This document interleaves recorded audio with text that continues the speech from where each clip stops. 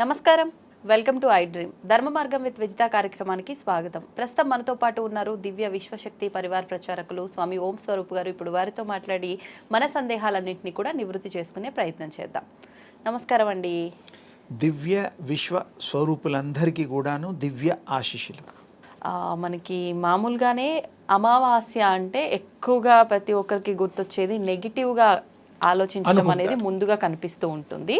అందులో ఆదివారం అమావాస్య అని అంటే సినిమాల ప్రభావమే కావచ్చు, ఈ సీరియళ్ళ ప్రభావమే కావచ్చు, లేదంటే వాస్తవాలు ఏదైనా ఉండొచ్చేమో. మరి వెనకటి కాలంలో కానీ ఆదివారం అమావాస్య కలిసి వచ్చింది అంటే చాలా నెగిటివ్గా ఎక్కువగా ప్రభావితం అవుతాయి అని చెప్పి చాలా భయపడుతూ ఉంటారు. ఇప్పుడు మనకు రాబోతున్న చైత్ర అమావాస్య ఏదైతే ఉందో ఆదివారంతో కలిసి వచ్చింది.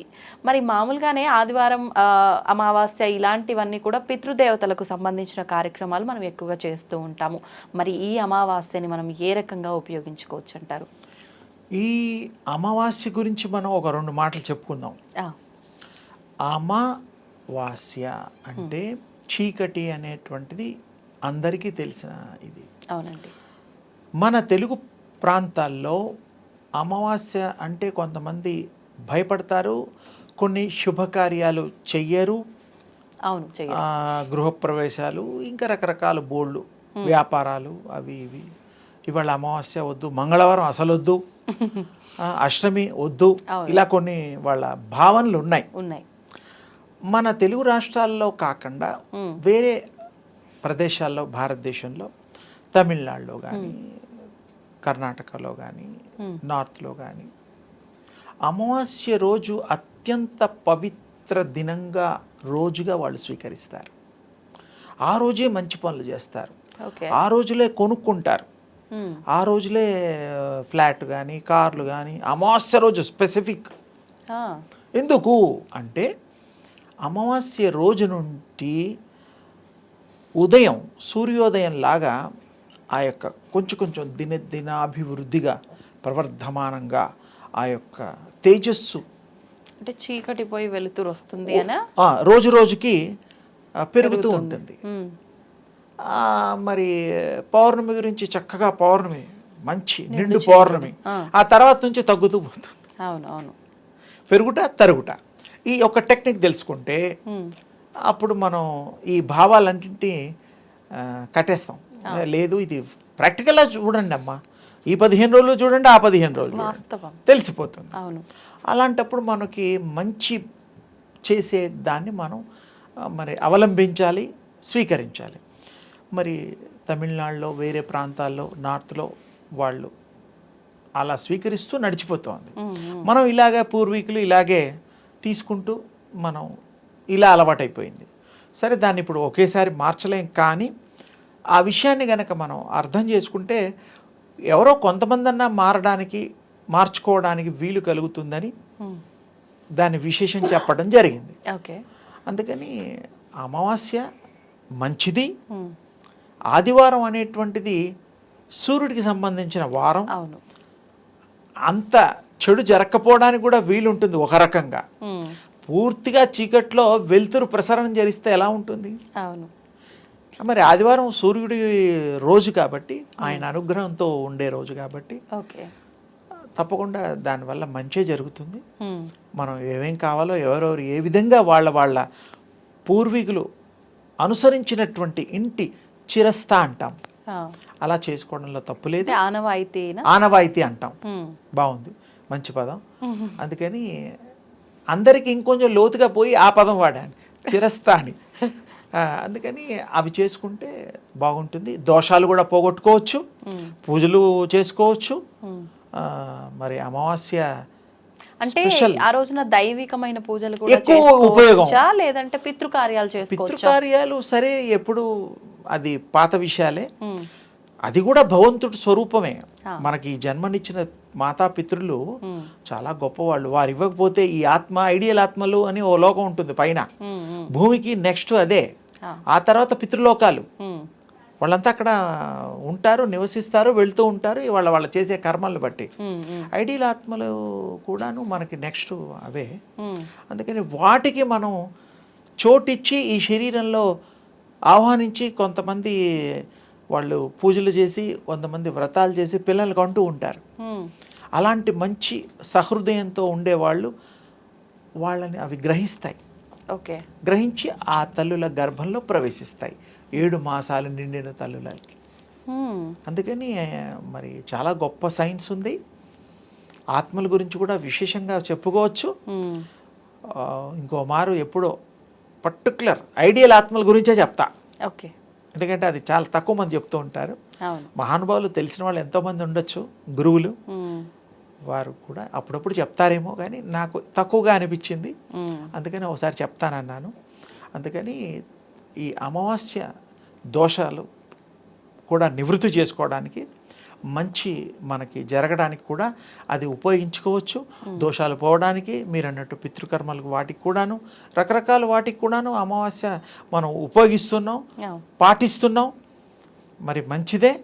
అమావాస్య మాత్రం అందరికీ శుభకరంగా కూడా మనం స్వీకరించొద్దు. మంత్రోపదేశం కూడా కొంతమంది ఇస్తారు. మొత్తానికి మన జీవితంలో తేజస్సుని ప్రసాదించేటువంటి చక్కటి రోజు అమావాస్య. మంచిది, ఫైనల్గా మంచిది. అంతే. ఎవరు భయపడాల్సిన అవసరం లేదు. అంటే ఆ రోజున నెగిటివ్గా చేసే కార్యక్రమాలు చాలా ఉంటాయి, వాళ్ళు చేసేవాళ్ళు చేస్తారు. అంటే యూనివర్సల్ న్యూట్రల్ అన్నమాట. ఫోర్స్ఫుల్గా కొన్ని గ్రహాలు వాటి ఉండే శక్తులు న్యూట్రలైజ్ అవుతాయి ఆ పర్టికులర్ టైమింగ్స్లో. అందుకని ఈ ప్రయోగాలు కూడా కొంతమంది చేస్తూ ఉంటారు. ఆ ప్రయోగం ఈ ప్రయోగం పాపం వాళ్ళ ఇష్టానికి ఏదో ప్రయోగాలు. మొత్తానికి మంచి ప్రయోగాలు ఉంటాయి, చెడు ప్రయోగాలు ఉంటాయి. మనం మంచి గురించి ఆలోచిస్తున్నాం కాబట్టి అవి కూడా చేస్తే వాళ్ళు చేస్తారు. అవే పర్టికులర్ అమావాస్య రోజులే నిర్ణయాలు తీసుకుంటారు, ఫిక్స్ చేస్తారు. అంటే వాటికి న్యూట్రల్ కూడా ఉంటుంది కాబట్టి ఫోర్స్గా చేసే వాళ్ళకి ఎక్కువగా ఎఫెక్ట్ అవుతుంది అనేది వాళ్ళ భావన. అందుకని అందరూ అన్ని రకాలుగా చేస్తారు కాబట్టి మనం మంచికే చేద్దాం, మంచిని స్వీకరిద్దాం, మంచిని ఆస్వాదిస్తాం, మంచినే పంచుదాం, వ్యాప్తి చేద్దాం. అమావాస్య యొక్క గొప్ప విశేష వైశిష్టతని మనం పొందుదాం, తెలియపరుద్దాం. అది అయితే ఇప్పుడు మనం ఇందాక ఒక టాపిక్లో మాట్లాడుకున్నట్టు దృష్టి దోషాలకు సంబంధించిన విషయము, అది ఇంటికే కావచ్చు, మనుషులకే కావచ్చు, ఈ అమావాస్య లేదంటే ఆదివారం రోజున ప్రత్యేకించి చాలా మంది ఉపశమనం కోసం ఏవేవో చేస్తూ ఉంటారు. అవి వీధుల్లోనే వేస్తూ ఉంటారు. అటువంటి వీధుల్లో వేయడం మాత్రం నాన్న అలా తప్పు, వేయకూడదు. ఎందుకంటే పారే నీళ్లలో పాతి పెట్టడాలు అలాంటివి కొన్ని ఉంటాయి. ఎందుకంటే నీదంతా కూడా చౌరస్తాల్లో అక్కడ ఇక్కడ పెడితే వేరే వాళ్ళకి వ్యాప్తి చెందితే అది అది చేసేవాళ్ళు గట్టిగా చేస్తే ఉంటుంది, లేకపోతే ఏముండదు. చేసేవాళ్ళని బట్టి ఉంటుందమ్మా. ఆ ప్రయోగంలో, మంత్రంలో, చదవడంలో, ప్రయోగించడంలో ఉండేటువంటి గట్టితనం ఎఫెక్ట్ ఉంటుంది. అప్పుడు ఏంటంటే వేరే వాళ్ళకి అది ట్రాన్స్ఫర్ అవ్వడానికి వీలుంది. అందుకని మనం చేసే వాళ్ళకి పుణ్యం రావాలి, అది పోవాలి పీడ అనుకుంటే వాళ్ళు పారే నీళ్ళల్లో కానీ, అది కూడా దోషమే, పాతి పెట్టడమే బెటరు. పారే నీళ్ళల్లో అంటే తాగే నీళ్ళల్లో వేస్తే కూడా తప్పే కదా. పనికిరాని నీళ్ళు ఏదైనా ఉంటే జలచరాలు ఎన్నో ఉంటాయి, తప్పు. అందుకే చెప్తున్నా, అది పాతి పెట్టడం బెటర్. సముద్రంలో కూడా కలిపితే అది ఇక్కడ దగ్గరలో సముద్రాలు లేవు, అది కొంచెం కష్టసాధ్యమే. మంచి త్రాగునీరులో వేయకూడదమ్మా, పాపం తగులుతుంది. అంటే జనవాసం లేని ప్రదేశాల్లో ఎక్కువగా. ఇంకోటి ఇది కూడా చౌరస్తాల్లో అప్పుడప్పుడు చూస్తూ ఉంటాం, అది కూడా తప్పే. చాలా మంది దిష్టి చేసి ఎర్ర నీళ్ళు అవన్నీ రోడ్డు మీద పోస్తూ ఉంటారు, అది కూడా తప్పే. అంటే నీ చెడుని ఇంకోరికి పోయినా పర్వాలేదు, నువ్వు బాగుండాలి, స్వార్థం కదా, అంతే కదా, అది తప్పు కదా. భగవంతుడు మెచ్చడు కదా. భగవంతుడు ఇతరులకి మంచి చేయమన్నాడు, నీ చెడు తీసుకుపోయి అంటించమనలేదుగా.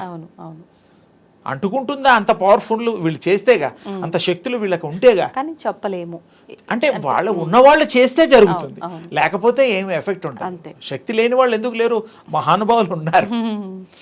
అది దీనికి క్రియ అలా ఉంటుంది. అందుకని బయట వేయకూడదు, ఎర్రదార అవి ఇవి ఏవి కూడా పోయి. అంతకైతే దీంట్లో ఇంట్లో సింక్ అది ఉంటుంది, అందులో పోయొచ్చు. అది ఎవరికి ఇబ్బందులు వెళ్ళిపోతుంది. అవును, డ్రైనేజ్ లో కలిసిపోతుంది కాబట్టి ఎవరు తొక్కరు కాబట్టి అది కూడా సెకండరీయే. అవును, కానీ పొలాలలో కూడా వీధుల్లో వేసి అందరూ తొక్కేటట్టుగా చేసే దాని బదులు మీరు అన్నట్టుగా సింకుల్లో వాష్ బేసిన్ అది అది అది మన బుద్ధి కనబడుతోంది, నువ్వు ఎంత మంచి బుద్ధో ఇతరులకి తెలిసిపోతాం. అసలు మనకి మనమే అద్దంలాగా చూసుకోండి, మనది ఇంకోరికి అంటుకోవాలని రోడ్డు మీద వేయడం తప్పు కదా. తప్పు, చాలా తప్పు. వెహికల్స్ పోవడం, ఏవో రకరకాలుగా మనుషులు దాటొచ్చు, తగలొచ్చు. ఏదైనా వీళ్ళు పవర్ఫుల్గా చేస్తే తప్ప అవి అంత ఎఫెక్టివ్గా ఉండవు. చేసేవాళ్ళు ఉన్నారు, అదే కొంతమంది లేరు. ఏదైనా అది మనకు తెలియదు కాబట్టి మనం ఎదుటి వారిని హాని కలిగించే విధంగా చేయకపోవటం బెటర్. అది మన సద్బుద్ధికి నిదర్శనము. అలా చేస్తే తప్పు. అదే ధన్యవాదాలు అమ్మ. శుభం తల్లి.